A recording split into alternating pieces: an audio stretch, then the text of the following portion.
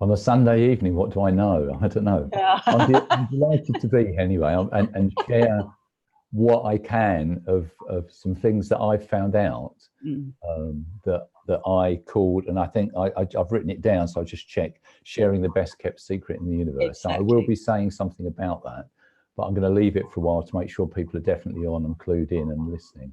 Yeah. Um, so I've spent a lifetime in education. Really, started school at 5, and I left at 62, I think it was. Uh-huh. And I was in schools from 1975 onwards. I got a headship very early on when I was 29, and then proceeded to do headship for over 30 years. Two of the headships were for a long period of time. And then I did schools that were in trouble for one sort or another. And I had 3 of those schools as head teacher of those. And then I worked for Edison Learning, which is a school improvement company. And I had 9 schools that I was working with, and that was fascinating, really interesting. So that's sort of a background. I've been really interested in education. I've loved it. I went at 15 into a local primary school to do some voluntary work. Thought, wow, this is really good. I could do this. That's what I want to do.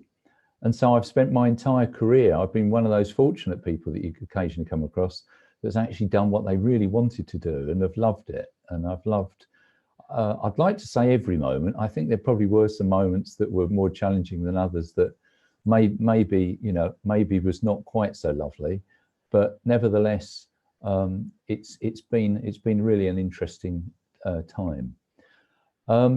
During all that time, I was fascinated really as a teenager about how we work and about our mental well-being, and where does that come from, and what affects it. And I found that a lot affected me. I was very anxious. I was an anxious little boy and didn't really want to go to school. And my mum had to make me. And then I was worried about reading because I couldn't really do it, and it was very difficult for me. So you name it, I worried about it. So I had an honours degree or a doctorate, I think, in worrying. So I looked at counselling, and I trained as a counsellor alongside my day job, because I'm working with young people, working with adults. And so it seemed to me to be a good idea that not did I just use my own intuition and gut feeling, but that I had some backing to that. And along the way on that, it did slightly interest me that with traditional counselling that is helpful to some people, that one tends to go back to whatever will identify a time in life that was extremely stressful or a bad event happened. And then we'll just keep going back to it, and then it will be cathartic in the moment because people will cry a bit and generally feel a little bit better then, and then come back and do the whole show all over again. So there was something about that didn't quite make sense. And then around about 15 years ago, my younger daughter, who had obviously picked up from me the anxiety thing and the shyness thing, and Jenny would be so shy she'd want to cross the road rather than talk to somebody she knew. She wouldn't talk out in class. She'd get other people to do it for her. And so I was, she'd chat normally to me, but then she'd say to me, Dad, oh, it's just too difficult and I don't know what to say. And as soon as I start thinking that, then I can't, my mind goes in a whirl and I can't think what to say, and I go red and I feel so embarrassed. And I was accepting that Jenny was going to be a shy girl, really. And then at about, I think she must have been about 22 or 23, she went on a weekend course with her cousin, and her cousin introduced her. And over the course of the weekend, though, something happened for her, and she came home a different girl. And you should think, I should be jumping up and down, being absolutely ecstatic and excited and pleased for her. But I was exactly the opposite, really. I was very, very concerned. I thought, my goodness, this is a cult she's joined, or it's drugs, or it's both. Because she stopped being a shy little girl, that she started to find her voice. And over a period then of probably about 6 months, she'd say to me things like, oh, there's a guy called Sydney Banks coming to London. Do you want to come to that talk? And I'm going, no, I don't want to do that. I don't want to do that. And she kept trying, and with different people and different events and things. And then after about 6 months, I finally gave in. And so I said to her, yeah, all right, I'll come. So it was the summer term, it was in June. So it's a busy time in schools then, really busy time. And I left at I left as soon as I could, which was about 6:30 to get into a town not too far away. So I hadn't eaten, and I'm hot and bothered, and I met my wife there because she was going to, and we sat down with about 60 or 70 other people. And there's a guy called Dr. Jack Pransky came in, and he said, well, I'm going to give a talk tonight. And it was billed from 7 till 9. He said, well, what I'm going to do is, he said, I'm going to talk for about 20 minutes, and then I'll open it up for questions.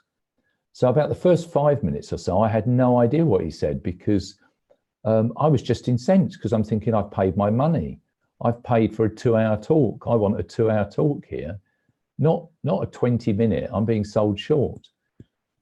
Now, interestingly, as it turns out, of course, he gave this talk about an understanding of how we work. And sure enough, he did open it up for questions. And that worked perfectly too. And I got really curious, really, really curious. And then he was running a weekend thing, so I went on that. My ex-son-in-law, Rudy, his sister has set up a community interest company through a lottery fund called Free Mind.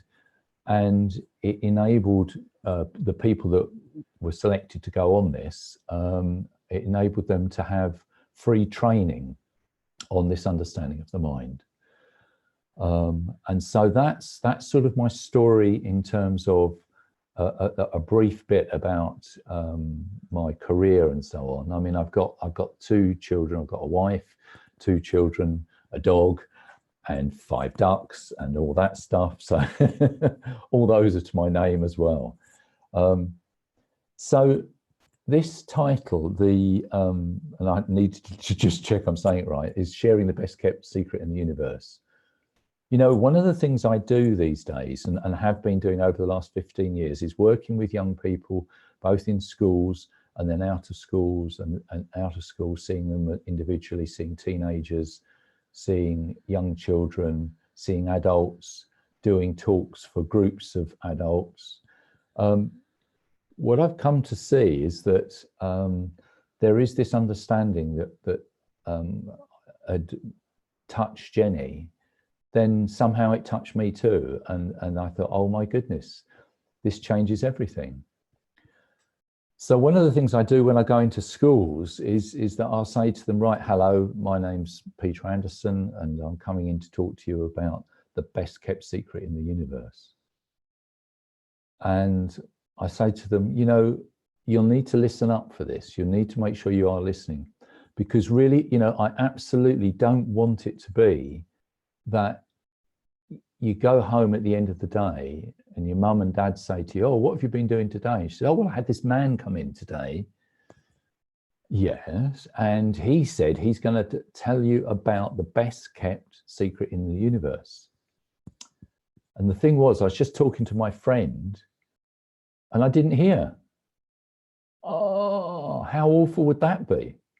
So that's a great way I found of getting them all listening, because they come in and they think, well, who are you anyway? And I mean, they're usually a bit curious as to who you are and what you're going to say.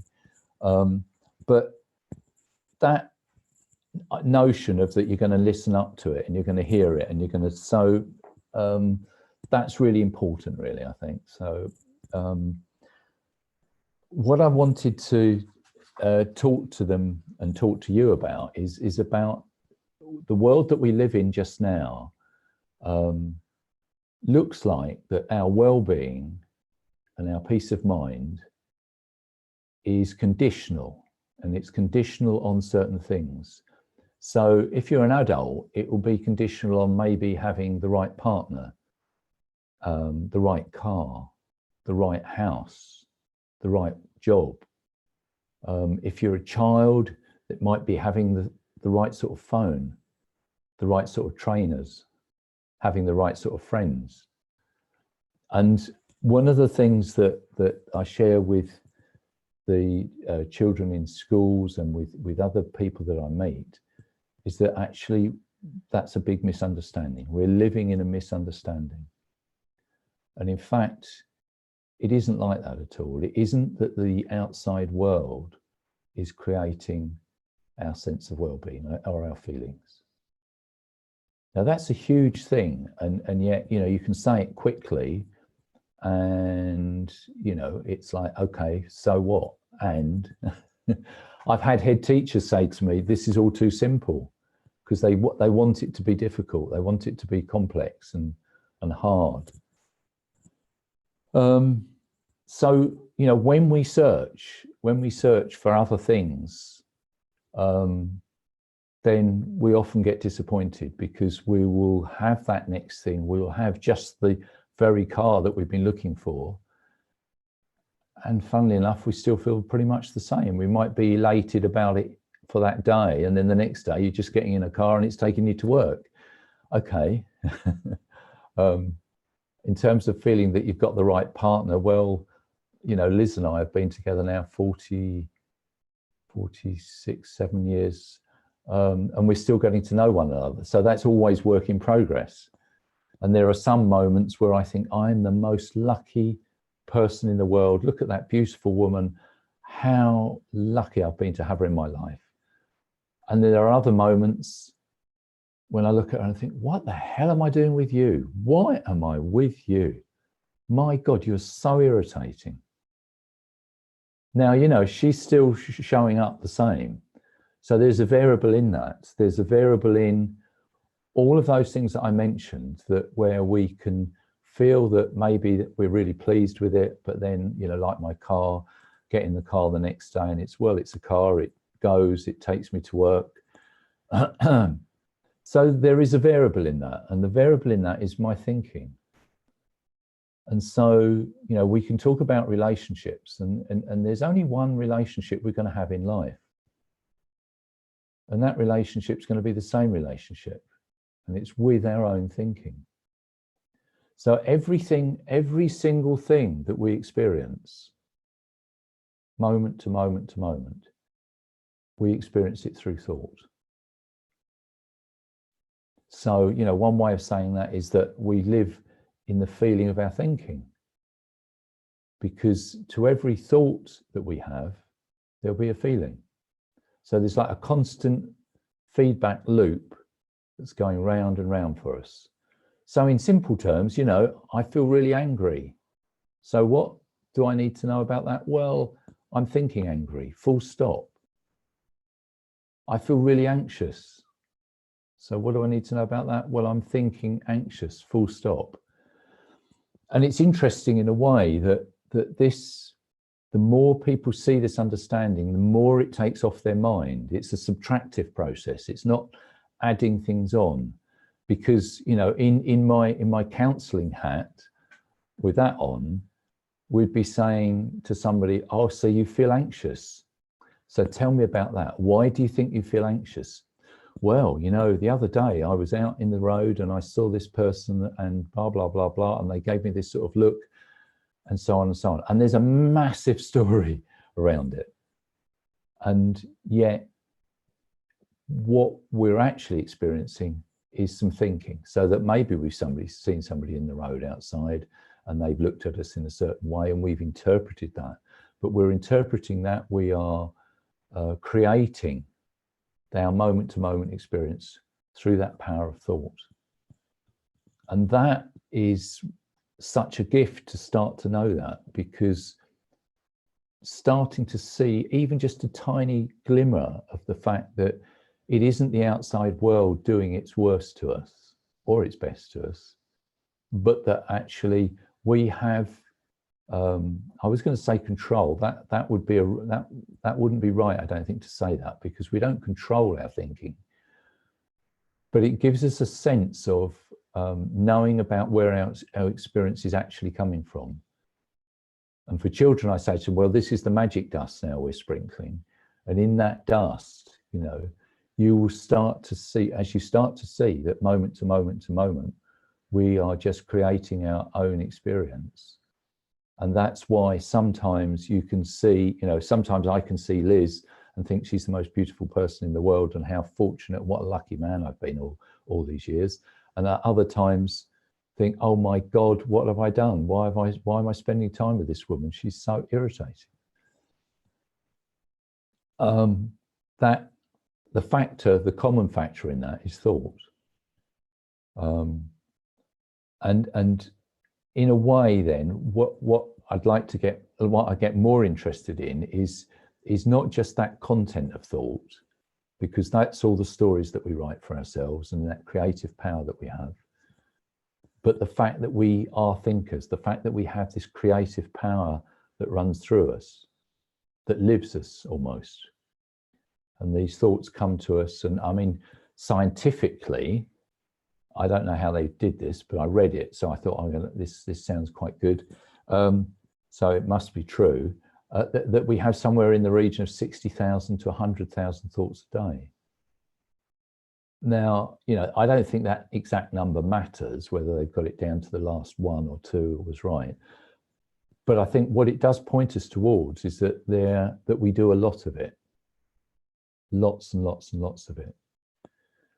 And there are thoughts that we have that we'll recognize, thoughts that come around again for us. A lot of the people that I see, both younger people and older people, there's a common thread running through lots of their conversations to start with, and that's about not feeling good enough. I'm not feeling good. I don't feel good enough to do that. You know, they're at 17. I really want to go to university, but I don't feel good enough. I'm not good enough for this reason, this reason, this reason. And when they start to see that that's just some thinking in their mind, a story that they've made in their mind,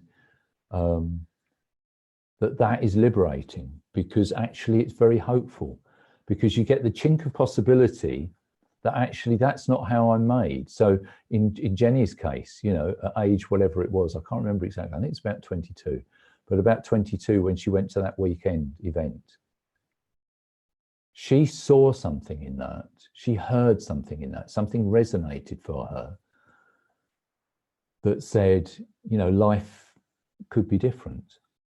From my point of view, you know, I'd hidden my anxiety very well, but I was really anxious. I was a really anxious boy, a really anxious adult.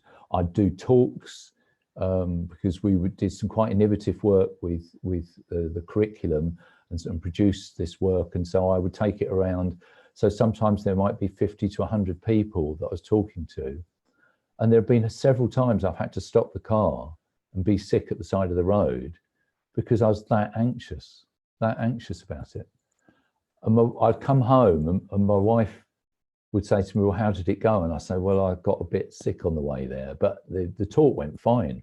And so she'd go, oh, right, so that means next time you'll be fine. And it's like, well, next time's a whole new ball game. So understanding and beginning to see and get a glimpse of, well, we've got this power of thought that runs through us. A guy called Sydney Banks, if people want to look that up, he first had this insight. He wasn't the first person to point the idea that we've got all that we want inside, and that actually look inside for things, because wise people over the ages have directed us to stop looking out for what we're looking for what we want, for what we think we need, but to look inside. And actually, if you look inside, you'll find all that you need. But Sydney Banks had this few moments of where the world suddenly changed for him, and he wrote about it, he gave talks about it, and he shared it as best as he could. And one of the things he says that in there is that if as humanity, if we could just not be afraid of our own experience, that in itself will change the world. And when you think about it, you know, I was working with a young child recently, and he's got a lot of fears. He's fearful about dying. He's fearful about the boogeyman that is under his bed at night when it's dark, and that if he puts his hand out over the edge of the bed, he's frightened that it's going to get grabbed off. That when he started to see that he was creating that, and he's got the power to do that. We all have the power to do that. But there was something that was very, very helpful to him and hopeful to him, that actually, oh, well, if I'm making that up, like I'm making up a story, that I tell you a story now, and I'm just making it up. That was very helpful, because it meant it wasn't a real thing. And so we're all wandering around doing the best we can with the thinking that we have in the moment, creating what we'll call our reality. So it is little wonder then, when you start to see that, it's little wonder then that sometimes the world can look a marvelous place to us, and other times exactly the same imagery that's coming into us, and we feel terrible. And the common factor in that is our thinking.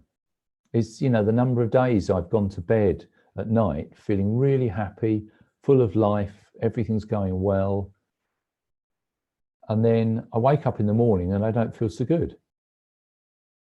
And then I start thinking about not feeling so good. And then I think about that thinking, and then I think, well, I don't like feeling anxious. So I need to stop feeling anxious. And I need to stop feeling anxious quickly. But I can't, because I'm feeling really anxious at the moment, and it's not good feeling anxious, and it's not good for me, and I need to stop it. And so it goes on. One of the metaphors sometimes I use for children on this is that if we suppose for a moment that I'll put my hand up there, each thought is like a tiny snowball, and it whizzes by and it barely touches our hand. And then along comes something that catches our interest, like me feeling anxious, for example. I'll use that example. So it's like putting the snowball down in the snow. Well, I'm now thinking about my thinking. So I'm rolling it around, and I'm rolling it around, and I'm rolling it around, and I'm rolling it around, and I'm rolling it around. And before we know where we are, it's massive, and it seems huge. And that happens, you know, it's happened to me umpteen times, and still does from time to time, because I forget where my experience is coming from. And it looks like it's something that's going to be happening in the outside world, or has happened in the outside world. And yet the thing about the snowball is that the moment that we can just step away from it, and we leave it out there maybe in the sunshine, the snowball will take care of itself.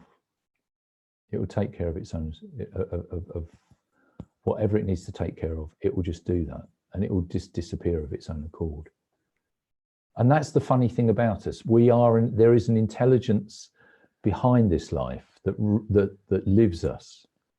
And that if we can get out of our own way with our own little thinking that we do, and that we try and pull it this way and pull it that way, then that releases it up, the system, to sort itself out.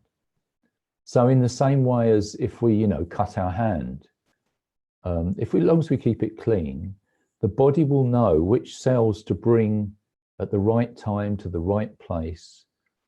And yet often, you know, what happens is that we get the scabbing over, and then we start to itch at it, and we'll have a little itch here, there.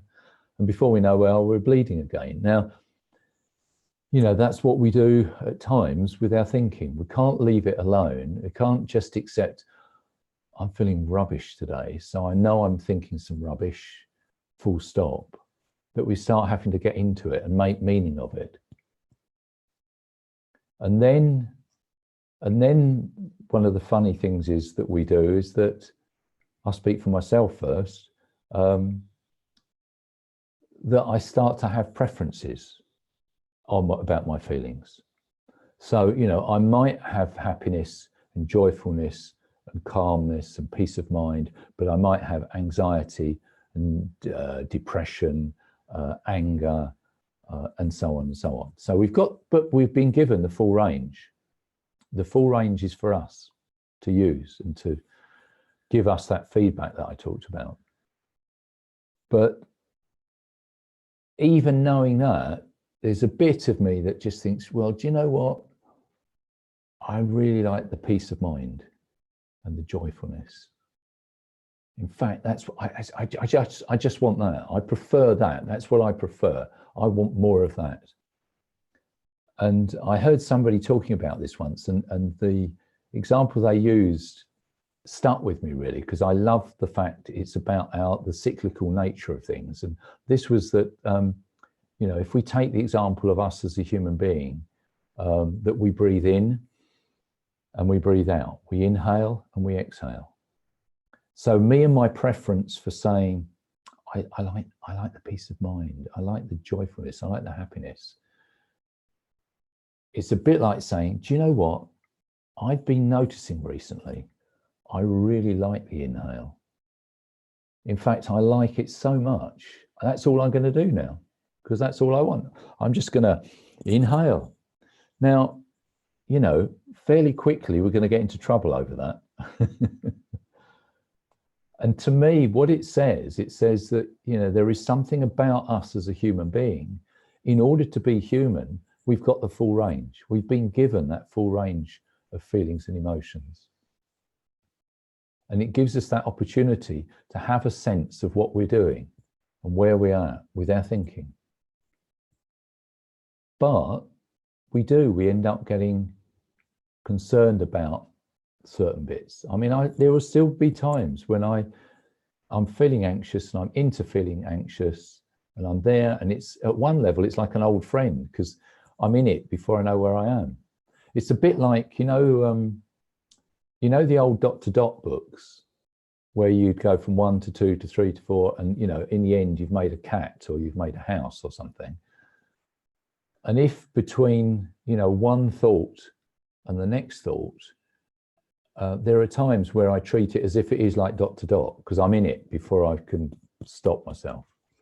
And yet the possibility that this is offering us is that between that one thought, that number one, actually, there is a next thought coming, but there's an infinite number of next thoughts, and that it isn't predestined and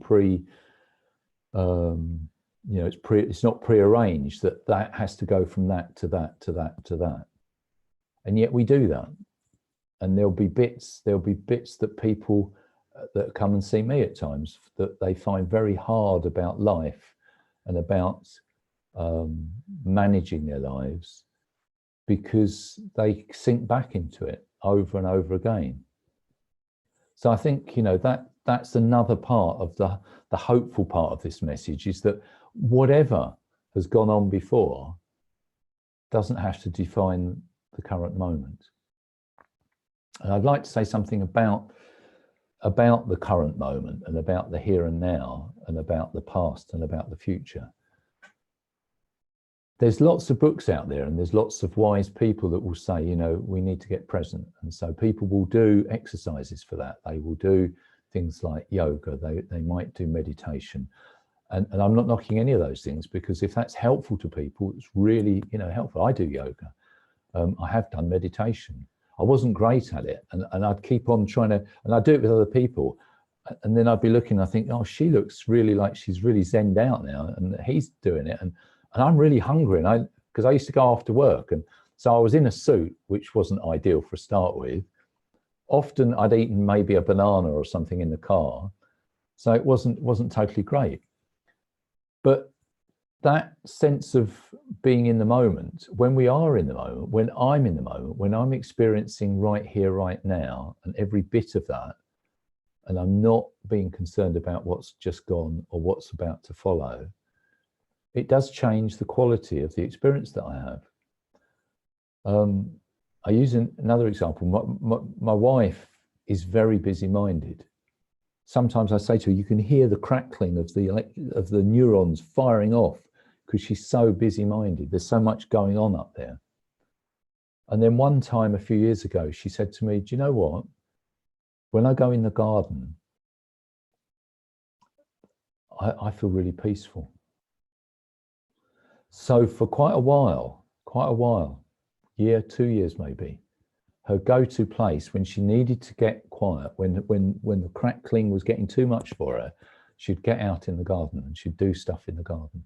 We were lucky because we've got a very big garden, nice lot of trees and things like that. And she was convinced it was the garden. And the trouble is, you know, then if she was feeling busy-minded when she was out in the car or at work or in the supermarket, she couldn't whip the garden out of her pocket and going, there we go, you know, I'm all right. Touch the garden again, I'm okay. And then about, probably, I don't know, about 18 months ago, she said to me, I've just had a huge insight. I've had a huge insight. It's not the garden that makes me feel like that gets me quiet-minded. But what it is that I get really present. I'm really in the moment because I'm thinking, I'm going to move that shrub to there. I'm going to put those bulbs in there. I'm going to trim that bit off there. So without any effort, without trying, she gets very, very present. And, you know, we're hearing that we need, it's a good thing to get present. If you have that as a thing on your to-do list, I've got to remember to get present. It's like, it's good to be empathetic, put my teeth back in, to people. You know, puts a whole lot of stuff on your mind. You have to really keep thinking about it. So it isn't anything there in the outside world that gives us that sense of being peaceful and having less on your mind, but actually being in that, just in the present moment. So that's not to say that, you know, that power of thought could take me back to, you know, say a birthday party that I really enjoyed. And I can remember some of the things that were going on, and that nice warm feeling would fill me up, and that would be lovely. But quite often we use that gift of that creative power of thought to take us back to something that's not so good. And then before we know where we are, we're reliving it. And then we're feeling that, and we're feeling all the feelings that we felt. So, you know, as an example of that, my dad was living on his own, used to check up on him each day, and he couldn't get hold of him this particular day. The next day I was going to take him to his sister's. So I finally, in the end, I thought, I'm going to just drive over and see him. I only lived about 15 miles away, 15 minutes away. So I drove over there, let myself in, couldn't hear anything going on. These were retirement flats. It's usually that if I couldn't get hold of him, he'd been somebody's birthday party and he'd forgotten to tell me, but there's no sound of that. So I go up to his room and I find him dead in bed, and he'd had an aortic aneurysm. So he'd been sort of like there 1 minute and it would have been a catastrophic loss of blood. And so for him, brilliant way to die. But it was hugely shocking. And so I felt upset, I felt sad. And there were times in the morning when I'm driving to work and my mind would think, oh, my dad's died. I miss my dad. There's still more conversations I wanted to have with him. And I could feel the tears start. And there were other mornings that I could think, oh, my dad's dead. There's some other conversations I want to have with him. But I remember some of his stories where he used to say, do you know what, Pete? Have I told you the story when I was at the Repertory Theatre in Colwyn Bay when I was evacuated? And I'll go, yes, Dad, you did. Lots of times. Yes, Dad, you did. And it wouldn't make any difference. I knew it wouldn't make any difference because he'd still then tell me all of it again. And then I'd be laughing. And so that experience has brought all sorts of things. I've experienced the whole gamut, I guess, of my emotions and of my feelings about how I was processing that event. And then, so that's past stuff. So it's not ever saying that the past hasn't happened, but the past will only come alive in the present moment when we give it that energy in the present moment. And then the future, well, the future's not even been born yet, but we're great at having a supposed future. and we'll look ahead and we'll think, oh, that exam's going to be tough and I'm worried about that, or that meeting that I'm going to have is going to be difficult. And before we know where we are, we can be creating the whole thing as if it's going on in real time, right in this moment, right here, right now. And then we'll feel it as if it's going on right here, right now. My daughter Jenny is quite a great procrastinator. And one of the things she procrastinates a lot about is the washing up. And she also feels tired a lot, or used to feel like tired a lot. And so one time she suddenly came to me, she said, you know what, Dad, I've had this huge insight, because I hate doing the washing up. And so I think about doing the washing up maybe 20 times before I finally get up and do it. So it's no wonder I feel tired all the time, because my body's not having done I haven't done the washing up once, I've done it 20 times over. And my body hasn't differentiated between the fact that actually I'm experiencing doing the washing up, oh God, I must do the washing up, oh God, I must do the washing up, than just getting on and doing it. And so she said, I've decided I'm just going to get on and do it now. So that's helpful. That's helpful too, that knowing that we can bring ourselves back into the present moment at any time. We can take ourselves out of the moment. It feels like we are. We're not really, because we're still in that moment. That's all we are experiencing. But we can give the impression of that we're time traveling into the future, or we're going back into the past.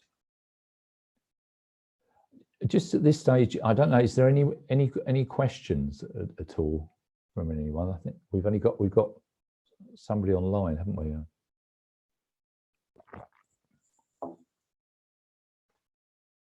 I'm talking away with my microphone off. Right, yeah, no. So that doesn't help. Yeah. So there's a couple of things that I was going to ask. One is one that came to my mind. So when you were coming on to talk today, because you were talking about how anxious you were in the past, and that you can still get anxious feelings. So when you were preparing to come on today, so for a lot of people coming on to talk on a live, which could be in front of hundreds, thousands of people, what was going through your mind, or what were you feeling? What were you aware of feeling in coming to do this, for example? Yeah. The first bit, I have to say, was about the techie bit, making sure that I was in and that bit was working. Right. Because I'm not totally great at that. And I've been spoilt in school because I've had people around me that have been really good. And as soon as I'm stuck, I just say, oh, can you help me do that? Yeah. So there was that. There was just that little thought that went in my head. I wonder if I'm going to have anything to say. Because it's sometimes when I do assemblies at school, so there'd be maybe 330, 340 children there, and all the staff sitting around the outside. And there would be sometimes, and within about, I would say the first 20, 30 seconds, I would know how well or not the assembly was going to go. Mm-hmm. Because there would be some times where the words would just find me and it would flow out and it would be great. And there would be sometimes, fortunately not many, where I'd be tripping over the first 2 or 3 words. And I'm thinking, this isn't going very well. Wow. And then the more busy I got, the worse it got, because instead of just focusing on this is what we're talking about now, I'm thinking they must be thinking I'm stupid or something. You know, the staff, they were quite good at hiding their expressions on their faces. Yeah. And then I guess once we're on, it's helpful having just one person in front. Yeah.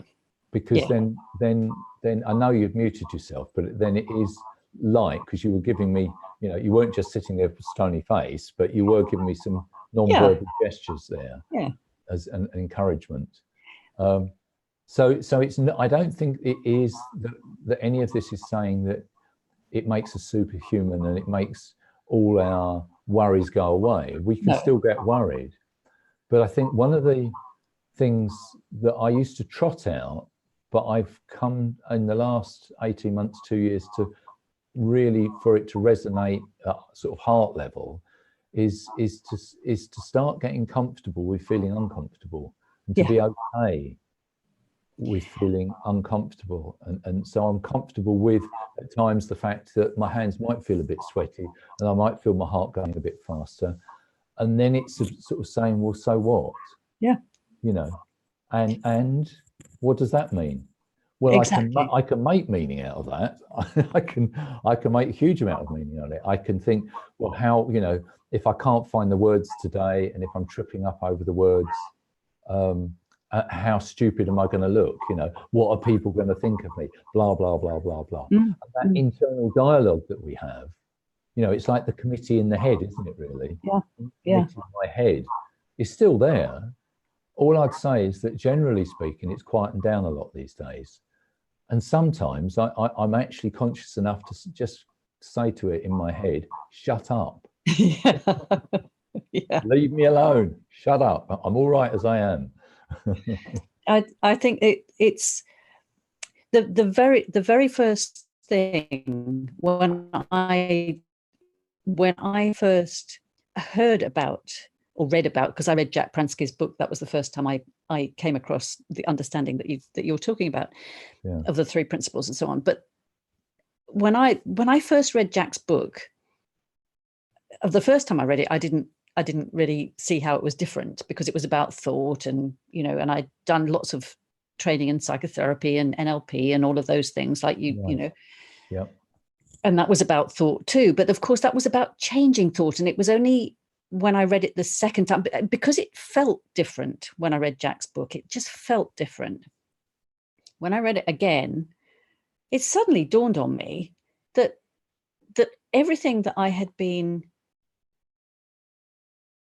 telling myself, and everything that I'd been teaching the people who were coming to see me for help, was always about uncomfortable thoughts are important, that they mean something important. They mean that something's wrong and you have to do something about it.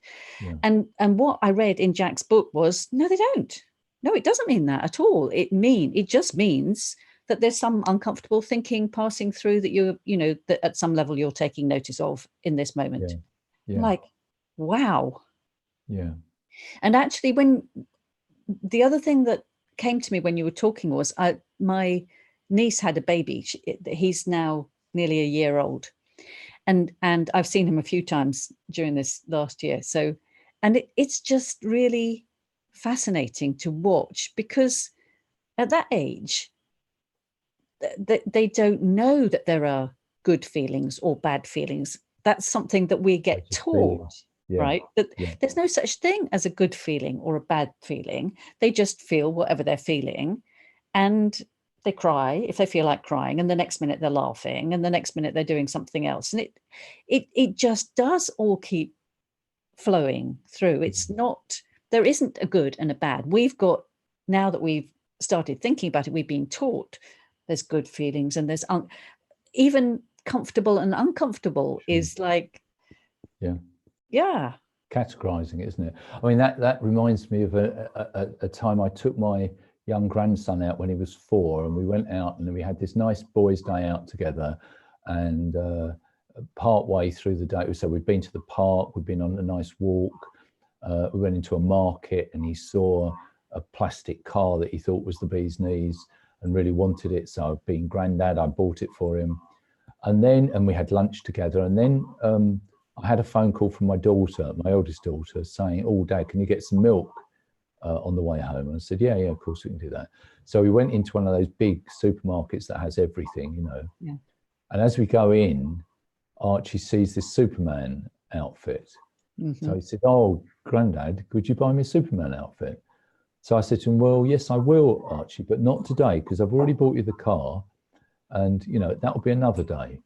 So then he goes into meltdown. Yeah. And he's crying, and he's hot, and he's bothered, and there's people looking, and the committee in my head saying, "What are those people thinking? There's a man on his own, and there's a child crying. This doesn't look good." You know, I should have been saying, "Well, whose child is that?" But I sort of froze on the spot, and he's then on the floor, and he's all hot and bothered and snotty and wailing.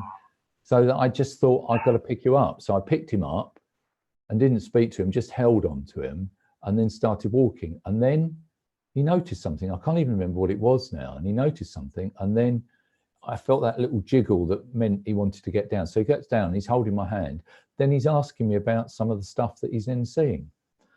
Now, as far as I can tell, he didn't spend a moment thinking about what the quality or not of the breakdown that he had because he couldn't have the Superman outfit. It may be that when he's 25 and he's with his therapist, he'll say, you know, the defining moment for me. Yeah.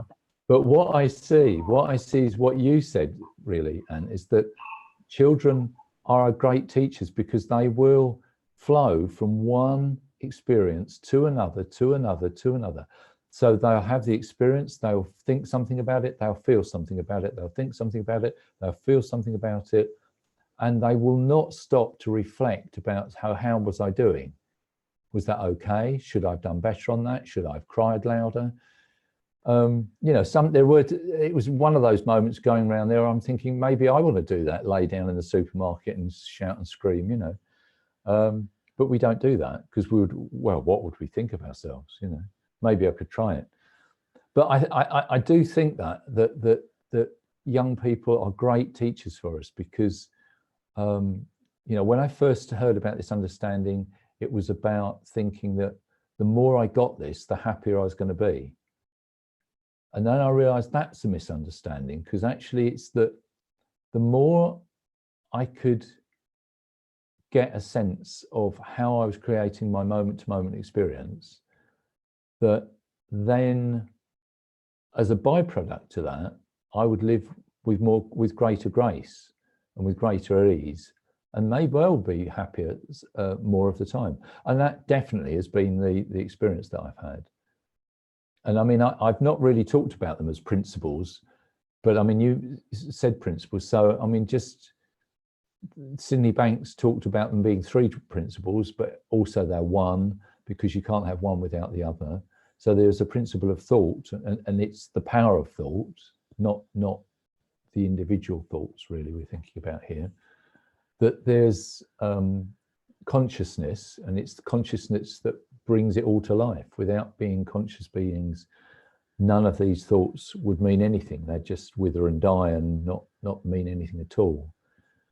And then the principle of mind, and that's not just the mind up here, but it's like the universal mind, the energy behind life, the energy that flows through us, the difference between a person being alive or being dead, or the plant being alive or being dead. It's not just human beings, but there is an energy that lives us. And some people will feel comfortable with saying, oh, you know, oh yeah, I know just what you mean. That's God, isn't it? And other people go, whoa, don't believe in that. I'm a scientist, you know. Well, scientifically, you know, we are joined up. We are one in the sense that molecularly, my fingers, you know, appear to finish there, and well, you're not starting over there, but the screen. But you know, I'm not. It looks like I'm not touching the screen, but actually, you know, there isn't space in between. And so having these as principles is very helpful because again, it takes stuff off our mind. Because a principle is something which, you know, another word for that I'd say is a truth. So if we took the example of gravity, of whether you buy into it or you don't buy into it, is working for us perfectly. It isn't that on a Tuesday you have to watch it and put your heavy coat on before you go out the door, otherwise you'll float off into the universe. Or that Sundays are very troublesome because sometimes it's on, sometimes it's off. You would be worrying a lot about that. You would need to be thinking about it. And yet the reality is that because we are comfortable with the fact, you know, if I get hold of my glass here and let go of it, I know what's going to happen to that. You know, it's going to go all over my computer and I'll be very upset.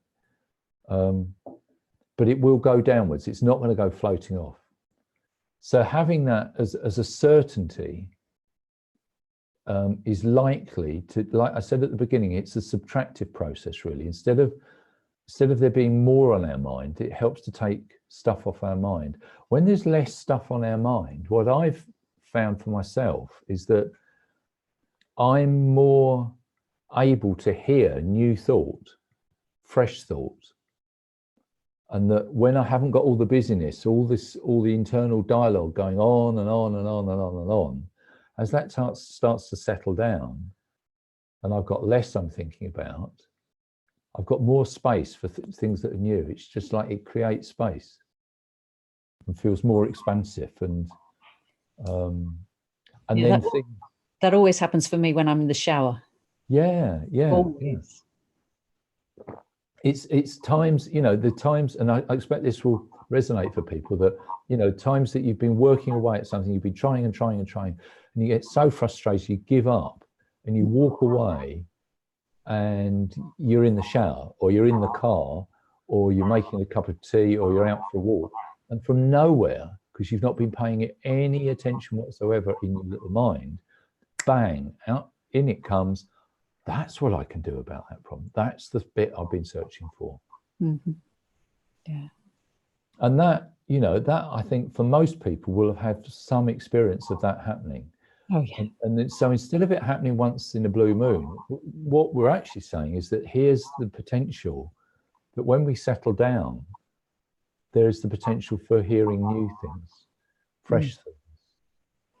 Because, if we've got this 100,000 thoughts, if you lay it out as a thought picnic, and you've lived whatever number of years you've lived, so you multiply that up, that's going to be a big number of thoughts. But there's that thought picnic that goes on and on and on, and we're stumbling around in it, trying to pick up, is that the answer to it? No, it's not that one.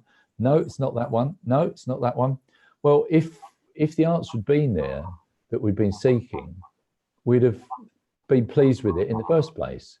So that isn't going to be where it's going to come from. It's going to have to come. It's going to have to come from some new thought. And that's the bit that we've got available to us. And when you say settling down, I can imagine some people who haven't heard of this before, thinking that they've got to try and stop the thinking, try and stop those thoughts, and so that they can hear the fresh thought. Yeah. I mean, it's interesting because people that have been around this a while talk about this isn't a doing, this isn't a doing, it's just a being, really. But then that worries some people when they first hear it, because it's like, oh, so I just lay back and then everything sorts itself out. Well, no, it's not that. But I guess the best thing that I can say is that often I say to people, go away and just sit with that. And that's sort of like, okay, just see what comes up.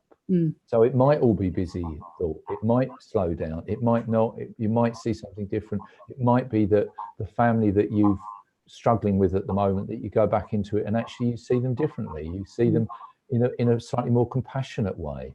Because when you realize that moment to moment to moment, everybody's doing the best they can, the absolute best they can, with the thinking that they have, then people, you start looking at them a bit more compassionately, because you think, oh, you must be having a really hard day to be so irritable and snappy and horrible as I walk through the door. Yeah.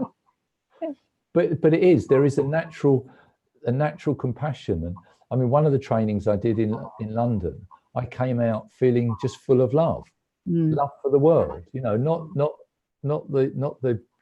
the sort of the Meals and Boons love, but the expansive love that's loving everything and everyone. And then I had to get on the tube, and I realised I'm smiling at people and looking at people, and that was a bit dodgy, really, because they're looking away. A few people smile back. They do, yeah. Which is quite amusing. Yeah. One thing that I noticed also early on when you said, if you're 17, for example, if you're 17 and you want to go to university, but you think you can't. Yeah. Well, I can imagine that a 17-year-old who thinks he can't, for example, might be saying, or she might be saying, yes, but I haven't got these grades and I need to do that. And it's true, I can't do it because, so how is that to do with my thinking? It is those outside things that are stopping me going. How would you? Yeah. I mean, it's like saying, oh, well, I'm going to be a brain surgeon tomorrow. There are a number of things that you're going to need to go through.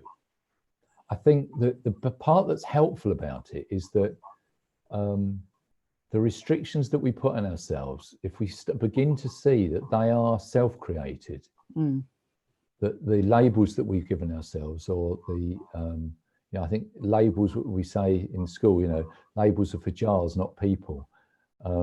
But those self-limiting beliefs, when we start to sort of shine the light on those a little bit and see that, it can be that somebody already talked themselves into they're not good enough to do that, and therefore they haven't done so well. The good thing is that with education these days is that there's opportunities to go back and to do it again. And I mean, the experience I had, which is why that came to mind, was a youngster recently, 17, wants to go to university, has the paperwork so far, Okay. and he's going on to do the next round and the A levels and stuff. But what was stopping him was an absolute social anxiety. He told me, he said, "Peter, I've got social anxiety." So I said, "No, you haven't." So he said, "Yes, I have." So I said, "No, you haven't." So he said, "Yes, you have." So we did that a little bit, and then he did slightly crack a smile, slightly. So then we got into talking about the power of thoughts and about how we're experiencing our moment-to-moment time in life. And he said to me, I said to him early on, "How anxious are you feeling?" So he said, on a 0 to 10 scale. So it was 8. And then we got talking a bit more. And then I said to him, what would your usual setting be? Oh, 8. So, and then he was anxious about people that he wanted to talk to but couldn't talk to, because he just couldn't bring himself to do it. And he was imagining a future of going to a university and there's no one to talk to and he couldn't talk and so on. And so the more we got talking, the more interested he got. I mean, it was still monosyllabic and he wasn't giving me eye contact. And then near the end, we called his mum in then, because she was in the room next door, but she called his mum in and he told her a little bit about what we'd done. And then just as he's going, he said, "That's strange." So I said, "What's that?" So he said, "I'd say I was about 4 at the moment, not 8. He didn't know where that had come from. I said, "Well, go away and see what happens." So he went away and came back 2 weeks later and was much more chatty, was giving me not a lot of eye contact, but a bit of eye contact. And it was making sense to him. He could see it. And he said to me, "There's people that I've been seeing at college that I've now gone and spoken to." Wow. And there are some people that I still want to speak to that I haven't spoken to, but I'm not bothered by the fact I haven't spoken to them. Yeah, right. And so left it about another 2 weeks. And then his mum, when she came in, she said, "You're going to owe me money." So I said, "Why is that?" He said, "Because he's asking for money to go out. He's never gone out with his friends. He doesn't go out with his friends. That's not what he does. And now he's starting to go out." So he got on and he went out. He did his next lot of qualifications. He got what he needed. He went to university. And his mum's saying, "Oh yeah, I get," because she worked in one of the schools that I was working with, and she said, "I get the odd call about once every 2 or 3 weeks, usually to say, can I have a bit more money?" Mm-hmm. But it's from being sort of totally locked in. Yeah. And I mean, his mum was just beside herself with pleasure, really, because he'd found his voice and he did it of his own accord and he found it. But, if it had been a different scenario where he'd, flunked a load of his exams, then he would still needed to do that. There would be some things that needed to be done. It's like if you want to drive a car, you're going to have to learn to drive a car. You're going to have to put some time in on that. We know that. But sometimes if we've got those self-limiting beliefs, then they get in the way. There's an interesting thing on YouTube called Fleas in a Jar. I don't know if you've seen it. No. There's a scientist guy in his white coat and he pours in these fleas into a jar. Uh-huh. And so there they are, they're jumping around, there's some jumping out the jar and everything. Then after a period of time, he comes and he puts the top on the jar. And there's enough air in there so they're not going to die and be asphyxiated or anything. And he leaves them for a certain amount of time, forgotten how long, but a certain amount of time he leaves them. And then he comes back and he takes the top off. Well, the fleas carry on jumping to where the top used to be. And the offspring of those fleas only jump that far as well. Wow. So we've shown that in some schools, because people, like in primary schools, will have like the squares table, the triangles table, the cubed table or whatever, to try and disguise the fact this is the top group, this is the middle group, and this is the bottom group. Oh, okay. And I've had teachers, I had one teacher actually cry. She said, just to hit me what I've been doing to these children. I've been putting the top on really, and giving them more opportunities. So we'd give them, you know, if there's work to do, well, you could start with this worksheet, or this one's that bit hard, or that was hard. You choose. So they were actually starting to choose then after a while.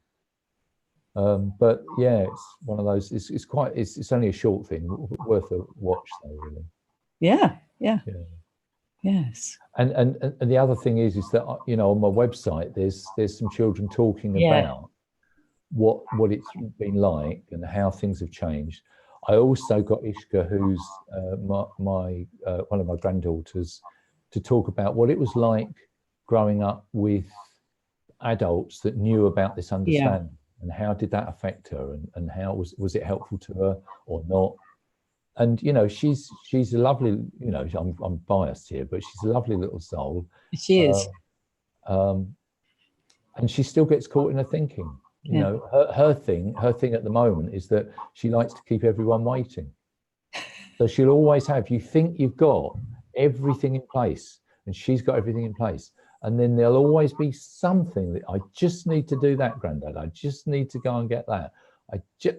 These are the wrong shoes. I've got to just go upstairs and get the, you know, and it's always something. And she laughs about it and still does it at the moment. Yeah. But that's, you know, that's interesting hearing children talk on the Three Principles movie. Absolutely. Yes. There's lots of resources. I'm sure you've got ways of letting people know about that. I have. And you said that I could, yes, you pointed to those, and I just haven't had time yet to share them with people, but certainly I will, because they are very, very good. Yeah, well, on that, on the Three Principles movie site, Jenny and Rudy put together lots of films of people that have been in extreme situations. So people in high security prisons that are in for murder and they've been through the program, people that have lost everything and are out and are homeless in homeless shelters. And then there's teachers of this talking about what it's meant for them, and just sharing really. So it's a brilliant, you know, it's a brilliant resource, because it's free for people. And so if you haven't got a lot of money and can't afford to go to trainings, that's a start for people. Yeah.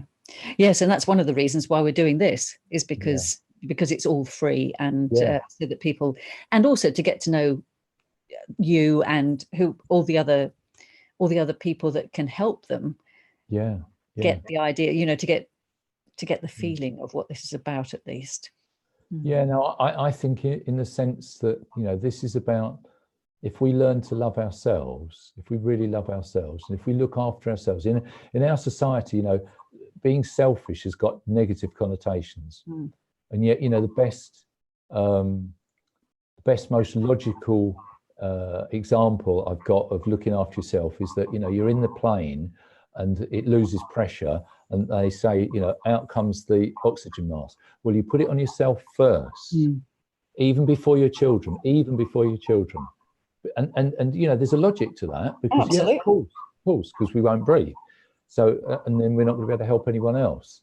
So that business of taking care of ourselves. And I think, you know, the other really hopeful thing is that it's possible to see that people can get lost in their thinking. They can take themselves to really dark places through the power of thought. But actually, nobody's broken. Everybody's okay at some level. Now, it might be that they're seriously lost on the surface and the waves are going like mad, but somewhere lower down in the ocean's still quite still. Mm. And getting in touch with that, and even if it's just the slightest, lightest touch, enables people to just get a sense of, oh yeah. And this, you know, one of the talks I gave was realizing our birthright, because I think this is what we were born really to be able to roll from one experience to another to another.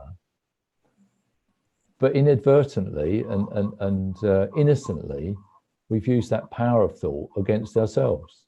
Yeah. And what this does, it helps to sort of turn that round and enable people to see, oh, that's where my experiences come from. It's coming through thought. Yeah. Some people say, oh, it's just thought. I don't think it, I think it's more, it's all thought.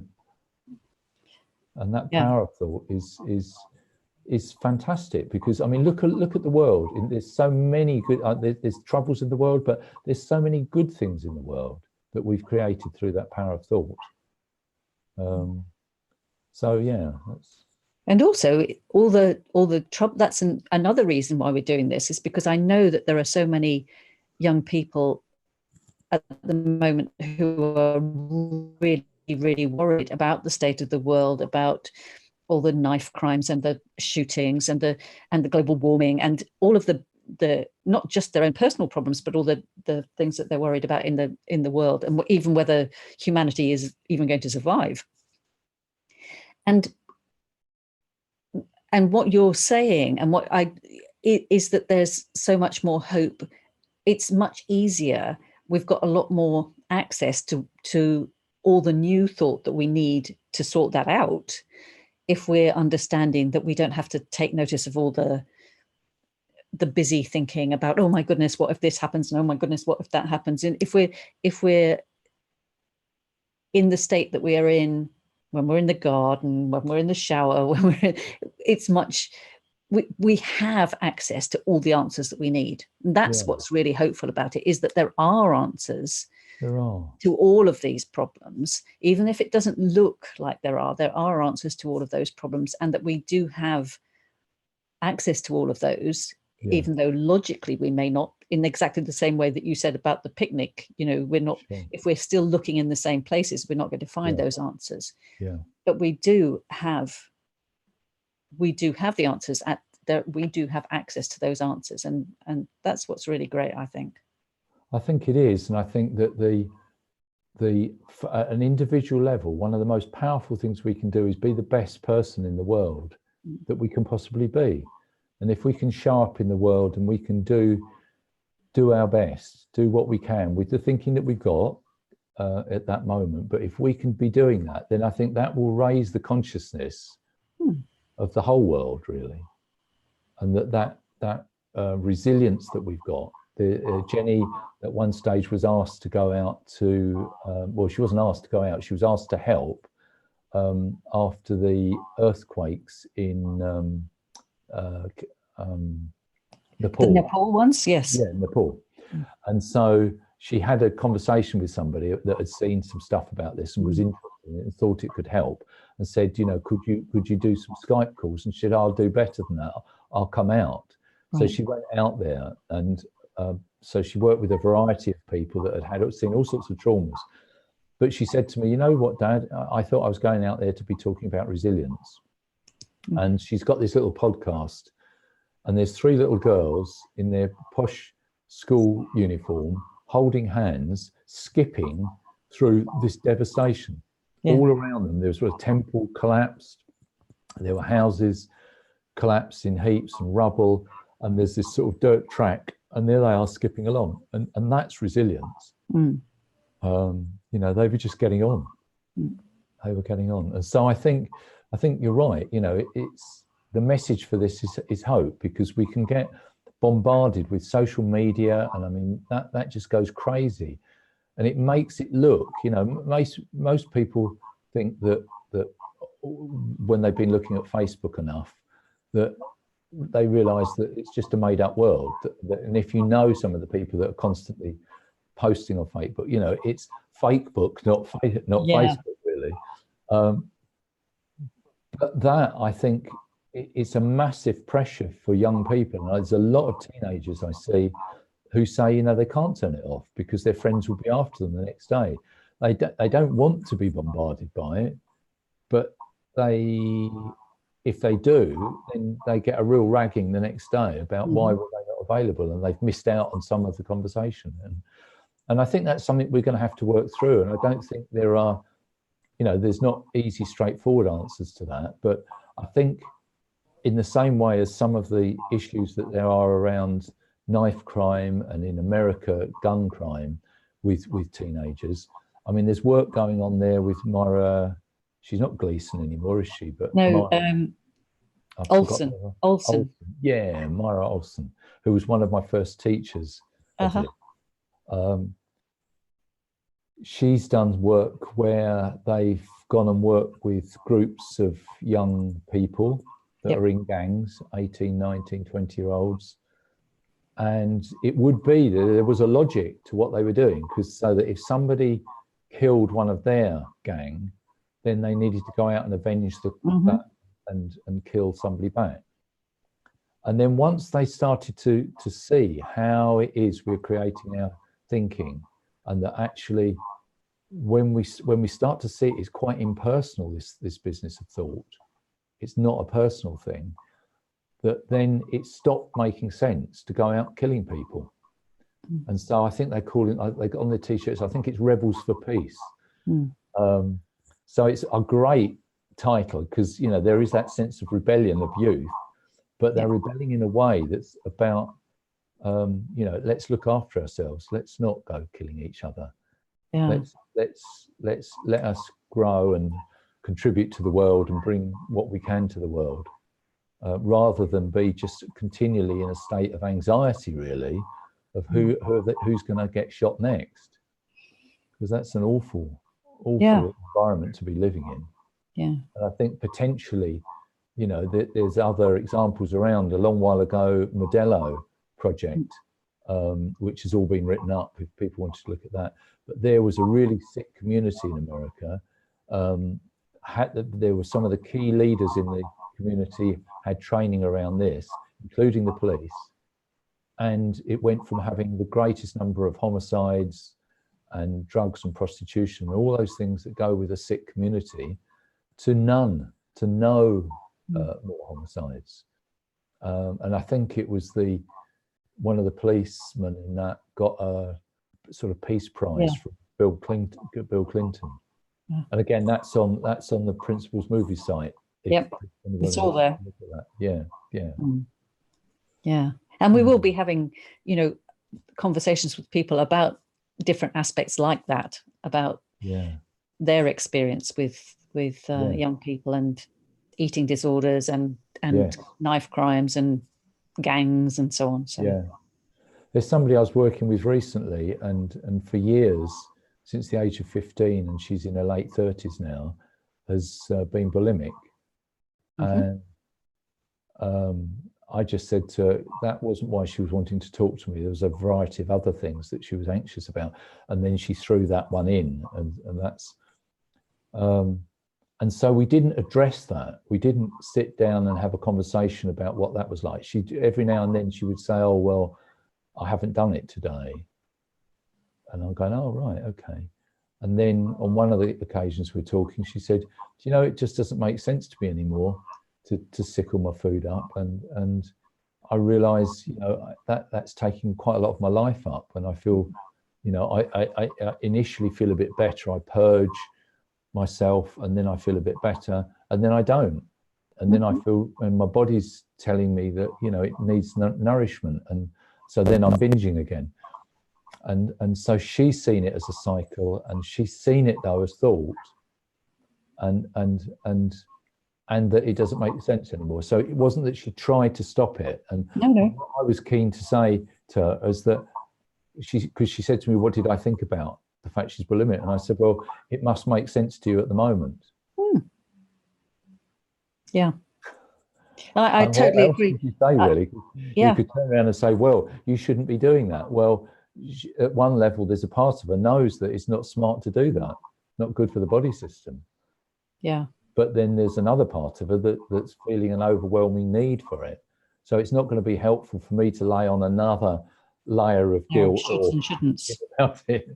It's not going to be helpful, really. No, and I've noticed that, for example, with myself, that there was a relationship that I was in, that I kept telling myself I shouldn't really be in this relationship. It's not really right for me, and I shouldn't be doing this, and that went on for ages and ages and ages, and then eventually I didn't think about it at all. I just was like, I just stopped it. Right. It doesn't work telling yourself, when you're telling yourself, like, I shouldn't be eating this food because it'll put on weight.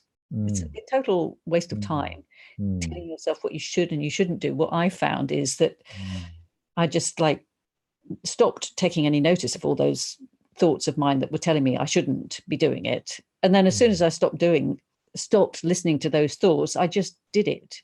It's a bit like when but yes, because people have said to me, but doesn't that mean you just won't do anything? If you don't have to do anything, you won't do anything. And I'm like, no, because in an emergency, you know exactly what to do. You don't stop to think what to do in an emergency. If somebody gets knocked over by a car, you go and help them. You don't stop and think, well, should I do this or shouldn't I do? You don't stop and think what's the shoulds and shouldn'ts. You just go and do what you can. And I think it's the same way. We're just so busy thinking that we need to think things through, when in fact, if we're not thinking about it, the answers are there anyway. Yeah, I think there's a greater clarity comes with it, and that with that clarity, we're actually more likely to act. We'll have a sense of, there's an imperative here. I want to do this. This feels the right thing to do. And I think, working in schools, one of the gifts I think I seem to have is that I didn't ever need to think about what I needed to say to individuals, so that when they were, children that were upset, or parents that were upset, or staff that were upset, even when I knew that if it was an appointment, somebody was coming in, I would just be getting on, and then they'd come in, and then I'd be, and so I guess it's being present with them. The words would find me. And sometimes if they didn't, I'd just go quiet, and so we'd sit quiet. And that's all right too. Yeah. And that's all right too. Yeah. But one of the trainings we did in quite a big school, and we worked with this school. This was Catherine and I. That's my older daughter and I. And we did the training day at the start to start the year off. And there was a young teacher there, and she said, I've got these year 4 girls that I've taken on, and I had them in year 3, and they are always squabbling, and I'm spending all my time trying to fix that, So she talked a bit about that. So we said, okay. And the next week she came back, and it was an after school one then. And so she had her hand up first. Anybody notice anything? Anybody see anything? Yes, I did. So I said, right, okay. So she said, it occurred to me that we talked about fresh thought, or we talked about wisdom or new thought. And I'm thinking, to start with, I'd gone along thinking it's only the adults that have access to that. She said, it occurred to me, children have got that as well, just the same as us. So she said, then they all fell out during the week. And so I said to them, right, you've got 5 minutes, you go in that room over there and you sit down and you see what you can sort out, see if you can sort it out. And she said, within less than 5 minutes, they came back and they were all smiling. So she said, thank you very much, because I've now got my breaks and lunchtimes back, I think. And so then time went on. Every now and then she'd give us like a rain check on how it was going. And she said, you know what, 100% of the time it's worked. And so they still rub each other up the wrong way. Although it's interesting, because I think some of the work that they were then doing in class, about doing their thinking, that was helpful too. But it gave her back a whole load more time that she didn't think she had in school.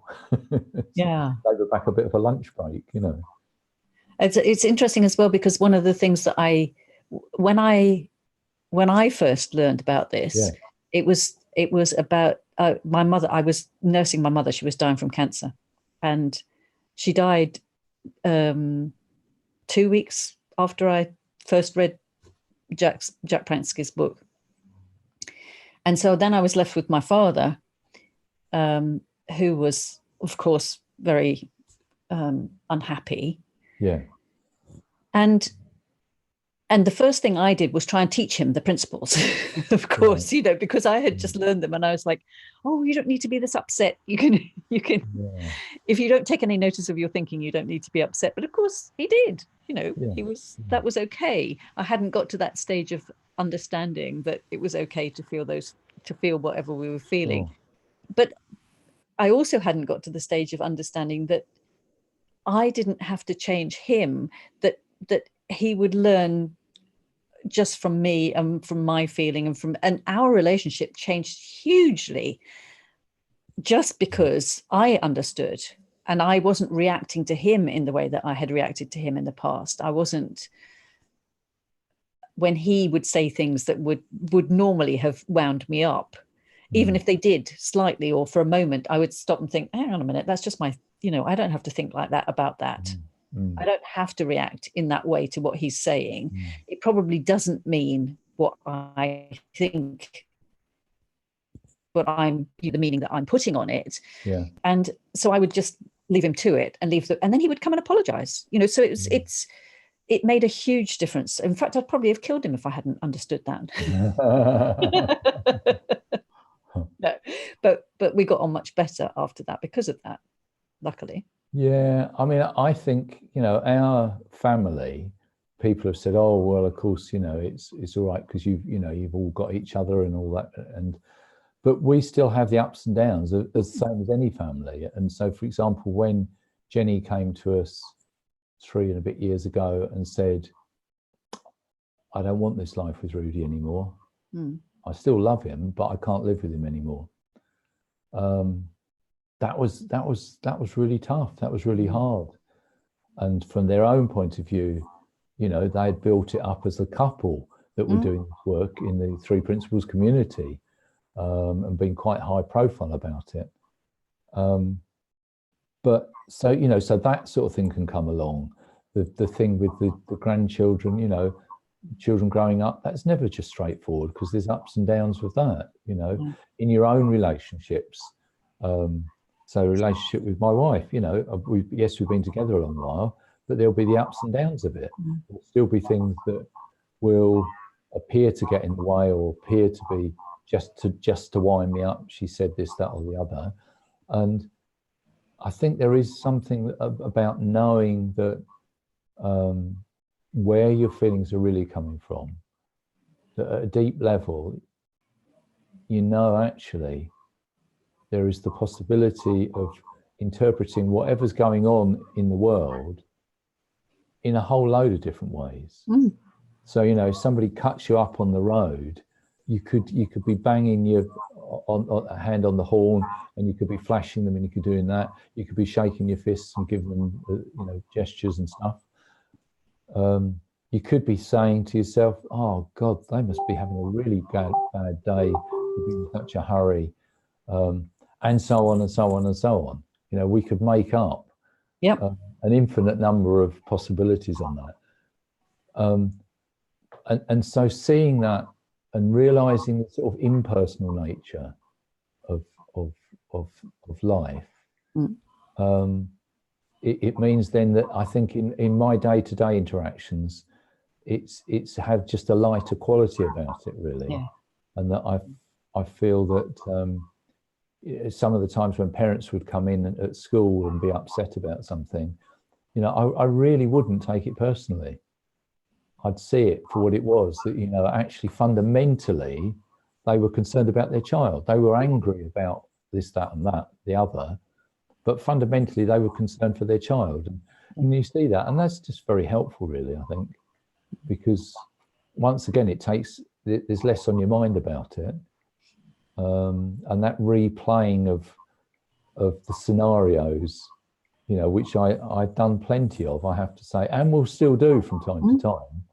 You know, go away from this scenario and then be thinking, oh, I could have said that, I should have said that, I might have said something else, and doing all that beating up thing. I think, you know, I think first and foremost, I'm a bit more gentle on myself, a bit less judgmental.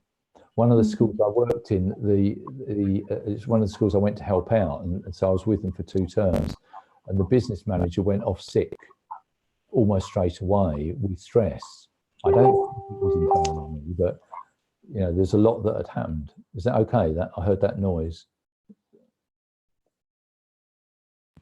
I switched my microphone off because it's messages coming through on, because I'm organising this event. I'm getting lots of messages suddenly through. That's all. Okay. Just really quickly then with this story, so she went off sick. Before she'd gone off, we'd done some stuff on the 3 principles with the office staff. So anyway, after a period of about 2.5 months, she came back in for a return to work and have a tea and biscuit sort of thing. And she came in, she sat down and she said, well, Peter, I've let myself down, I've let the school down, I've let you down, and she went on, and she must have gone on for about 15 minutes without, almost it seemed, without breath. So I said to her, so what would you say to your friend that's sitting there now, just saying that's come in and just said that, I'm your friend, what would you say? Oh, you've got to take all the time you need. You need to look after yourself. You must take care of yourself. That's really important. And she was really into it straight away without thinking. And then after about a minute of that, she just burst out laughing because she saw how funny it was. And that straight away she could feel the empathy, she could feel all of that stuff when it wasn't about herself. And so I think, you know, one of the things to take away from any of this is that just to be a bit more gentle with ourselves. If we can know that, if we can know that we are honestly doing the best we can, moment to moment to moment, with the thinking that we have in that moment. So that is not to just think, okay, you can go out and treat anybody however you like, because in fact, I don't think you'd do that. I don't think you'd do that. No, it's just, but when you start to notice that's what's happening, it makes a huge difference. Yeah.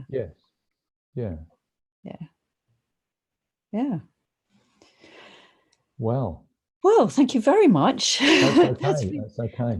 That's actually been really lovely. Every single session I've done with someone has been completely different, and but helpful in a way then, because then absolutely hopefully different people hearing it, you know, I found over the years different teachers of this will resonate more easily with me than others. And it's not that one's better than another, because everybody's trying to point to something that after all is invisible. You know, this invisible energy that we're pointing towards it's you know, it's like the wind. We can see the effects of the wind, but we don't actually see the wind. We can't get hold of this energy. We can't, you know, that thought energy. No, I can't. I haven't got it here. It's gone. It's just flowing. It's doing what it does. So I think, you know, that it's a brilliant idea that you've done to be able to put this up. There's a thanks from Judy. Yes. Hi, Judy. Thank you for your thank you. Yeah. Thank you very much. Yeah. That's okay. So what happens to them now? Because can I get to listen to some of them? You can. This is now live on YouTube. So right. Okay. You for anyone who is signed up for the All Access Pass, which includes all the speakers, you will get access to I send out all the links to all the past recorded ones and to all and as I send out the links to all the future ones. You have been getting the emails, have you? Yes, I have. Yeah. That's okay. Yeah, I have. So you get, each day you will get the links to the ones that have gone the day before, as well as nice. the things. Good. And it is available already. It'll be already available on YouTube Live, so you can watch it on Wow. YouTube Live, or you can send people to YouTube Live. All right.